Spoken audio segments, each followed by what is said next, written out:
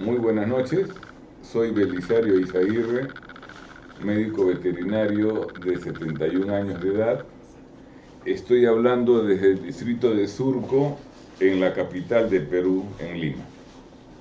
Eh, He querido dirigirme a quienes tengan la paciencia de escucharme para hacer algunos aportes y comentarios acerca de la situación actual con la intención de aportar algunas ideas basadas en mi modesta experiencia, en el criterio que tengo para apreciar lo que está sucediendo. Y yo no pertenezco a ningún partido político, nunca me he registrado en algún partido político, a pesar de que tengo conceptos, tengo ideas claras sobre muchas cosas, sobre las cosas que están pasando, sobre lo que debería de ser nuestro futuro. Y me preocupa sobremanera la poca transparencia que hay en los medios de comunicación. Casi todo está sesgado. Quienes tienen la misión de orientar, de decir la verdad, fundamentalmente defienden intereses, ¿no? Entonces, de repente no va a durar mucho, no van a ser muchas presentaciones las que haga, porque comprenderán de que las ideas que uno tiene y que podrían servir para mejorar el escenario actual son limitadas, son unas cuantas. Entonces, de repente esto podría durar un poco más si es que percibo aportes, críticas, sobre todo constructivas, discusiones eh, bien intencionadas para ir puliendo o desechando las ideas que yo les pueda presentar, ¿no? Eh, por ejemplo, dentro de la pandemia que tenemos, y yo les estoy hablando sin protector bucal porque estoy solo en este ambiente, pero es fundamental que nos protejamos, es fundamental que empleemos una protección nasobucal que puede ser una mascarilla quirúrgica o un respirador. Si van en vehículos de transporte, usen una pantalla transparente. Hay que lavarse las manos, hay que mantener una distancia física con otras personas, tener cuidado, no discutir. De repente la persona con la que usted está discutiendo puede estar enferma y entonces la carga viral se incrementa y usted corre peligro. Evitar de ser integrante de cualquier aglomeración, y en ese sentido los contagios se van a reducir grandemente. Personalmente pienso que en nuestro país esta crisis se ha manejado muy mal. Lo que se ha hecho de un comienzo es imitar lo que ha sucedido o el manejo que se ha dado en Europa, porque son países adelantados, son líderes en conocimiento, en cultura, y entonces resulta muy cool seguir al líder, ¿no es cierto? Hacer lo que vemos en París, en Madrid, pero desde el inicio mismo de la pandemia las cosas han sido enrevesadas. Acuérdense ustedes de que China ha sido un país con una conducta deplorable desde los inicios de esta pandemia. Hay varias teorías conspirativas. Yo personalmente no suscribo ninguna de ellas no hay una base para afirmar que este virus ha sido manipulado en un laboratorio, pero sí me queda la impresión de que este virus natural se ha escapado del laboratorio de Wuhan. Ellos por estudios, por algún motivo, algún motivo de estudio lo han tenido en ese laboratorio y las medidas de seguridad habrían fallado. Ahora, la conducta del gobierno chino es deplorable. En algún momento van a tener que responder por esto. Fíjense ustedes que pasado más de un año, recién hace 3 días, creo 3 o 4 días, que una comisión de la OMS está tratando de interrogar a las personas que residen en Wuhan. Me parece que han ingresado al laboratorio, pero están ellos acompañados de personal de seguridad del gobierno chino.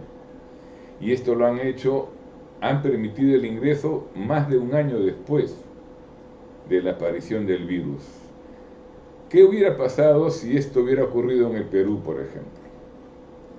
¿Ustedes creen que nuestro gobierno hubiera podido oponerse o podría haber esbozado algún argumento para que la Organización Panamericana de la Salud o la misma OMS no nos auditaran de inmediato? Y después también hay conductas y hechos que son bastante curiosos, porque no podemos probar otro adjetivo, ¿no? Pero las reseñas, la revisión de data satelital indica que en agosto del 2019 todos los hospitales de la ciudad de Wuhan estaban con los estacionamientos copados.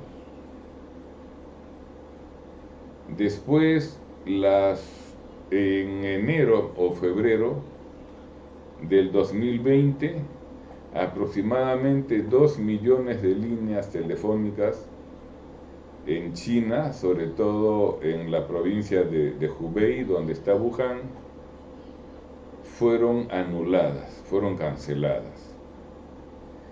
El médico chino que dio a conocer a periodistas occidentales la ocurrencia de una enfermedad respiratoria de origen desconocido y de rápida transmisión,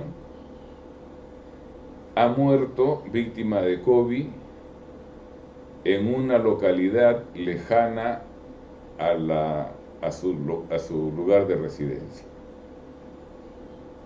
Después, la OMS ha dado marchas y contramarchas en aceptar de que había un problema de enfermedad respiratoria en Wuhan. Y lo curioso es que el gobierno de Taipei, la China nacionalista, advirtió públicamente, no sé si a finales de diciembre o en los primeros días de enero del 2020, que había un problema grave y que estaban inmovilizando y aislando a mucha gente en Wuhan. Y la OMS emitió un comunicado en el que descalificaba esos comentarios, tildándolos de inexactos,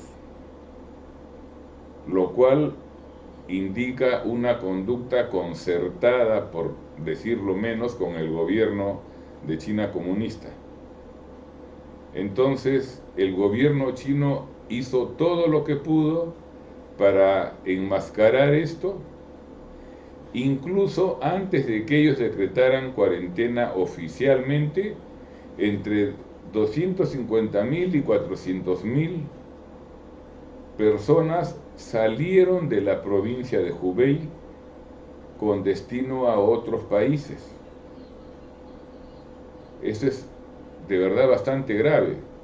Es como si de repente el gobierno chino se dio cuenta de que tenían un problema grave que les iba a costar en términos de medidas sanitarias y de producción, y entonces hayan querido repartir, ¿no?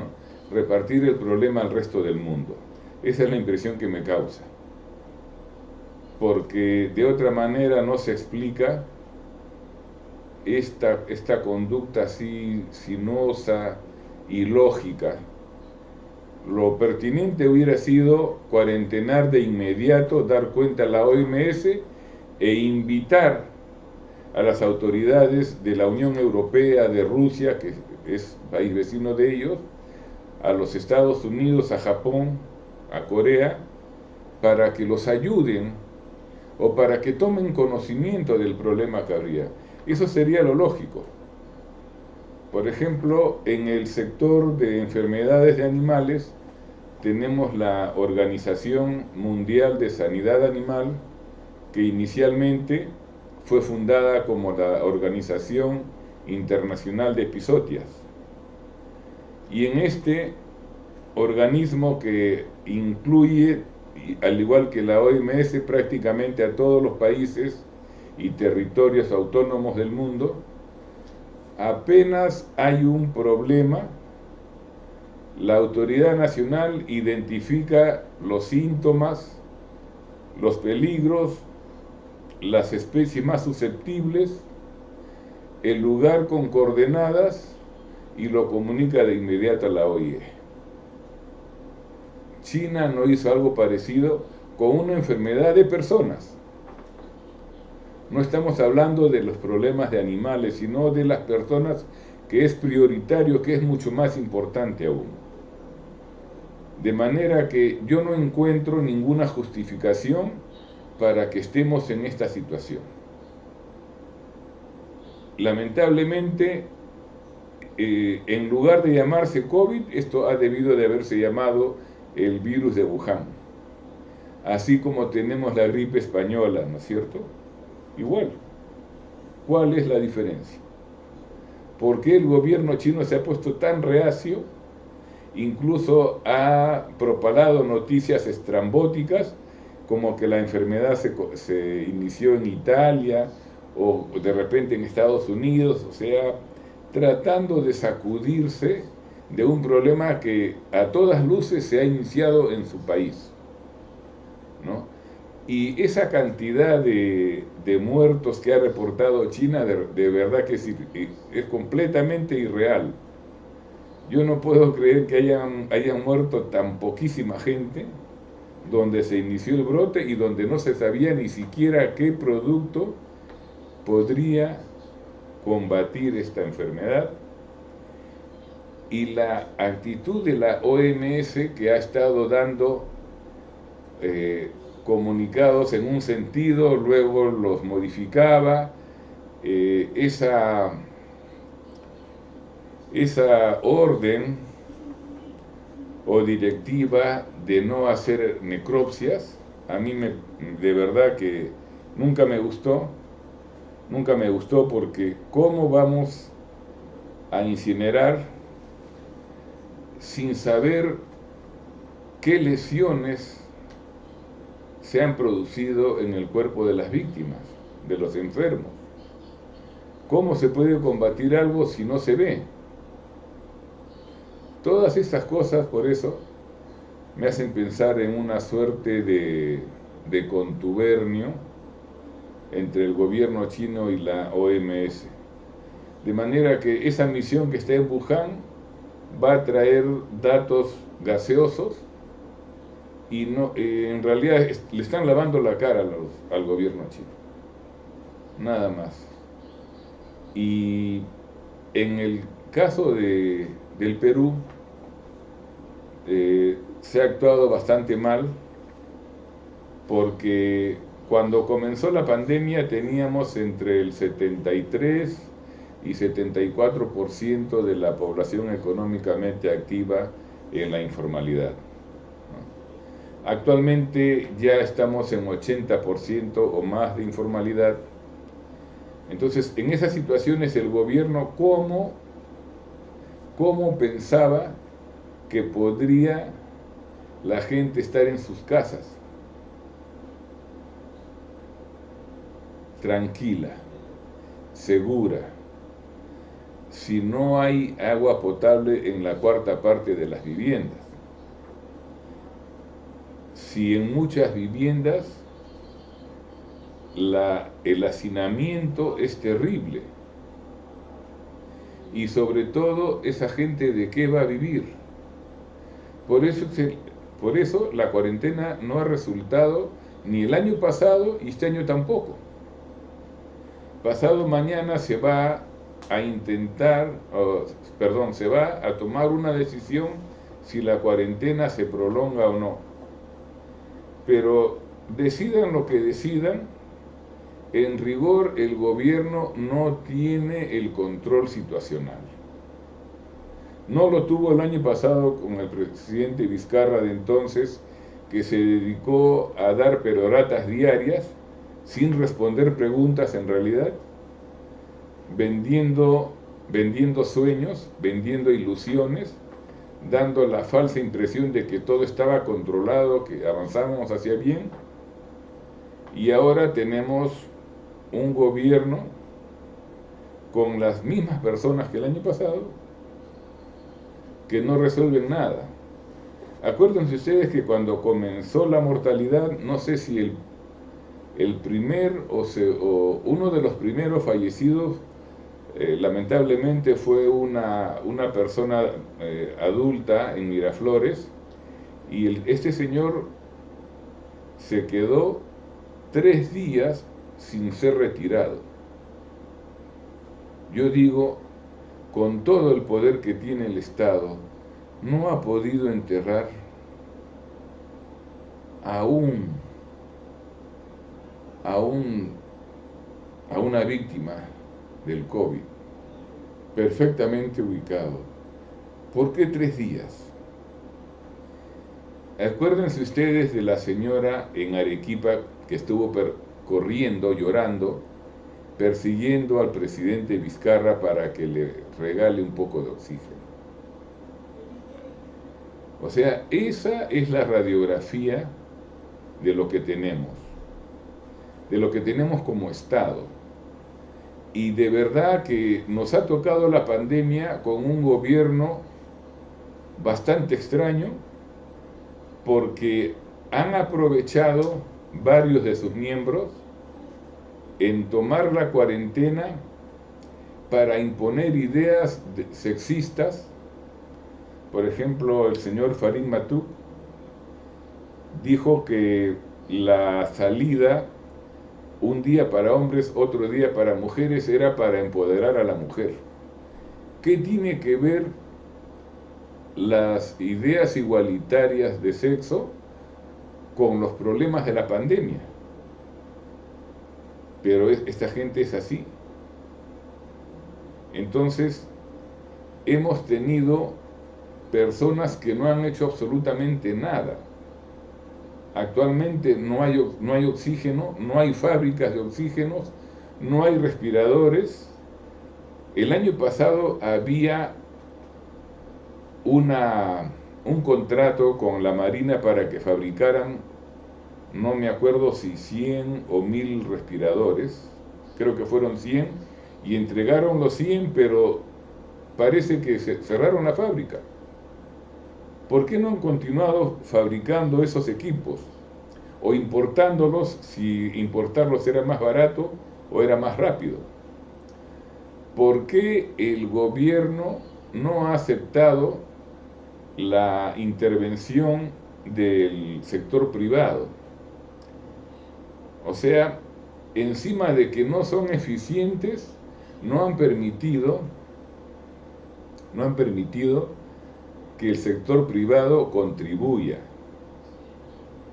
Entonces, lamentablemente, yo lo que veo es un panorama bastante desolador, porque el gobierno no está protegiéndonos. El gobierno parece que tuviese una agenda en la que esta pandemia del coronavirus, del virus de Wuhan, es un accidente el gobierno pareciera que está aprovechando la pandemia para ir socavando las bases de la economía nacional y reemplazar las bases de nuestro quehacer económico por ideas estatizadoras. Nos están empujando hacia un escenario parecido al de Argentina, al de Venezuela. Y no creo que me equivoque, porque las medidas que se han querido implementar o que se han ido comentando a ver si el público las tomaba con entusiasmo. Por ejemplo, acuérdense ustedes de Ceballos, del tristemente célebre ingeniero Ceballos, cuando era presidente Vizcarra, y que decía de que no estaría mal que el Estado asuma roles económicos estratégicos, ¿no es cierto? Y con esa bendita palabra estrategia puedes meter muchas cosas de contrabando, ¿no es cierto? Entonces, esto me hace sentir pesimista acerca de las tendencias que tiene el gobierno, que es una prolongación del de Vizcarra. Bien, voy a dar por terminada esta primera locución. En realidad tengo una serie de temas por comentar, como por ejemplo la descentralización del país,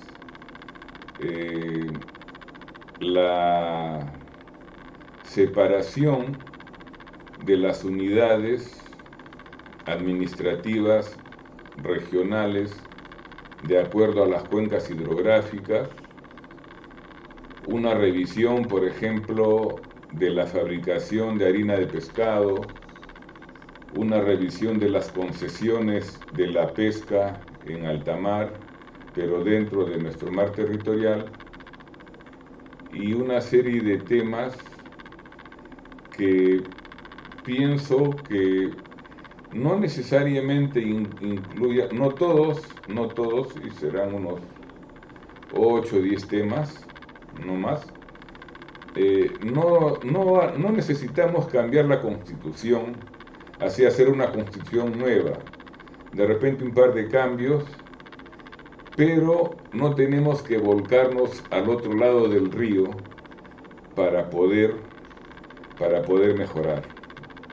Sencillamente que las leyes se cumplan, y eso sería, yo creo, que las 3/4 partes de lo que necesitamos para estar mucho mejor que ahora. Y el otro 25% serían relacionados con los temas que ojalá más adelante los pueda exponer y compartir con ustedes, ¿no? Desde Surco, hoy día lunes, muy buenas noches y gracias por su atención.